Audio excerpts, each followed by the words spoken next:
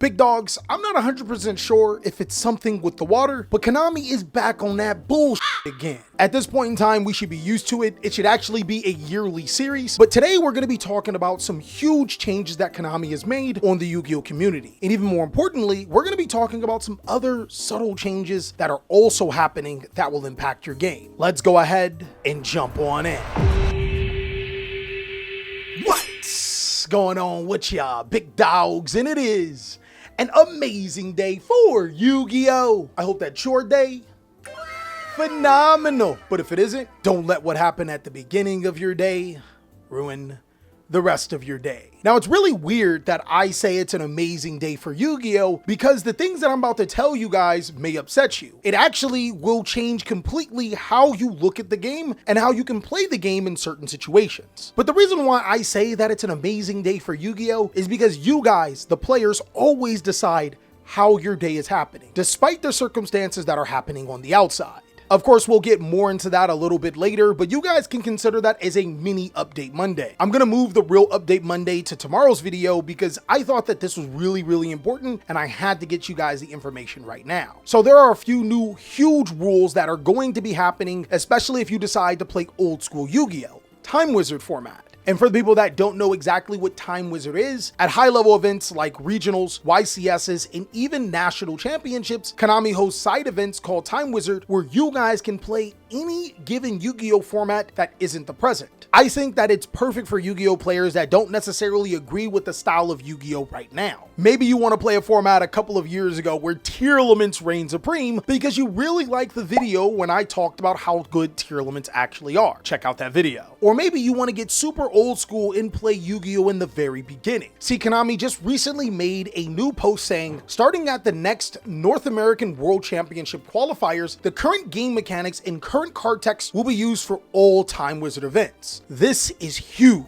A lot of you guys may not have played from the very beginning of Yu-Gi-Oh! But this actually ends a lot of cool things that made Yu-Gi-Oh! What it was back then. Like, for example, there was something called player priority. Player priority is basically when a player can use the ignition effect of a monster before the opponent could respond. Let me give you a really clear example. Let's say I summoned a powerful monster like Blackluster Soldier Envoy of the beginning, and my opponent were to use Bottomless Trap Hole when the monster was summoned. Back in old school Yu-Gi-Oh! Player priority meant I could actually activate the effect of Blackluster Soldier to banish a monster on the field, even though it's being banished with Bottomless Trap Hole. And you guys are gonna have to walk with me because I know it may seem really strange in modern Yu-Gi-Oh! But back in old school Yu-Gi-Oh! That was really important. Back then in old school Yu-Gi-Oh! Cards like Bottomless Trap Hole and Book of Moon were some of the strongest cards in the game. These cards were so strong, even with player priority existing, they were on the ban list in some way, shape, or form. Now you can only imagine that when taking player priority goes away, it not only makes these cards significantly stronger,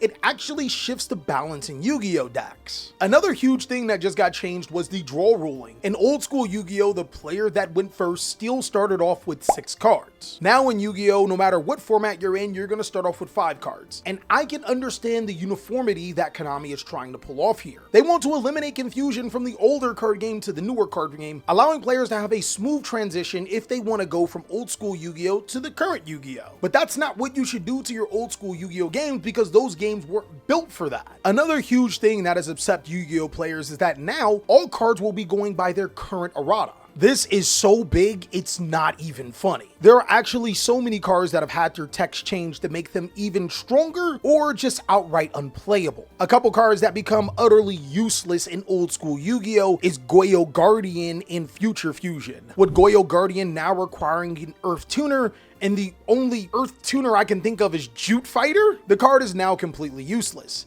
And with Future Fusion needing turns to be able to send cards from the deck to the graveyard, it also changes the entire dynamic of strategies that want to use Future Fusion back in that day. There are also a ton of other card effects that completely change how we approach the game, like for example how Brain Control can only take normal summon monsters, and Crush Card Virus is basically an entirely different Yu-Gi-Oh! Card than what it was. If I'm being so honest with you, I genuinely don't have a problem with these changes, and I'm gonna make a little bit of a hot take. Don't worry guys, it won't be stupid. Just don't play Yu-Gi-Oh!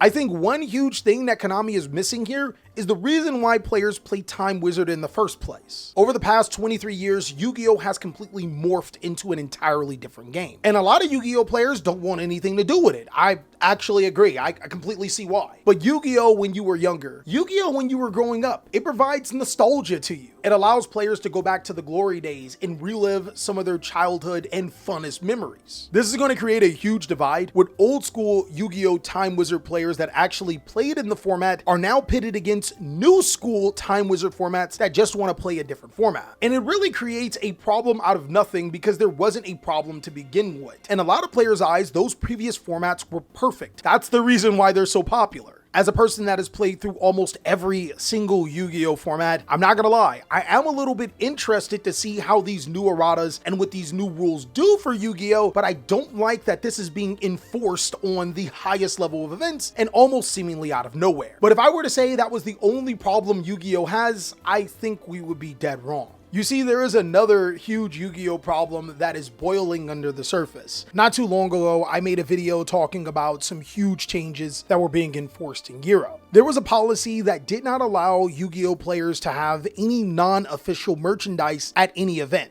There was a policy that was put into place in Yu-Gi-Oh! In Europe where players could not have any unofficial merchandise. This means custom shirts, mats, sleeves, and anything in between was officially banned. And it went a step further when they decided to enforce it on all stages. That's right, big dogs. These rules aren't just for major events or broadcasted events. These rules are for locals, regionals, nationals, YCS champions, and any event that would happen in Europe. All I know is if they ban these particular mats in North America, they going crazy. Big dogs, if you want to know where exactly I got that mat from, it's TheCaliEffect.com, where you can pick up a host of accessories, sleeves, mats, and everything in between. So if you want to support the channel and get something in return, make sure to visit that website. But let's get back to what we were talking about. This is one of those instances where I can kind of see why they did it. A little while ago, I made a video talking about how Yu-Gi-Oh artwork is getting strange, and Yu-Gi-Oh players tend to take strange artwork and turn a 2 into a 10. Basically, what I'm telling you is that whatever you do not go to Google and Google Dark Magician Girl, Malice, Trap Tricks, or Sky Strikers. You will go into that zone we're talking about. Now, personally, I don't like this, and it's strictly because things that aren't inappropriate are still being punished, but they found a way to make it even further. Players in Europe are being asked not to wear any other IPs whatsoever. I'm talking about things like having Pokemon merchandise, shirts, backpacks, to even IPs that don't even compete in the card game space, like Hello Kitty. Players are also being told that they can't even represent their Yu-Gi-Oh team, which is, holy crap, what are we doing here? It's gotten to a point where it's gotten even worse than what we talked about it last time. Konami seems to be a company that just doesn't like when people have fun or express themselves outside of what they want. But like I say in all of my videos, it's an amazing day for Yu-Gi-Oh! And don't let what happened in the beginning of your day ruin the rest of your day. I think that this is an opportunity for Yu-Gi-Oh! Players. You see, Konami is enforcing policies that the majority of Yu-Gi-Oh! Players simply don't like. And at this point in time, I'm not even going to say quit playing Yu-Gi-Oh! Go play another card game, yada, yada, yada. It's pointless.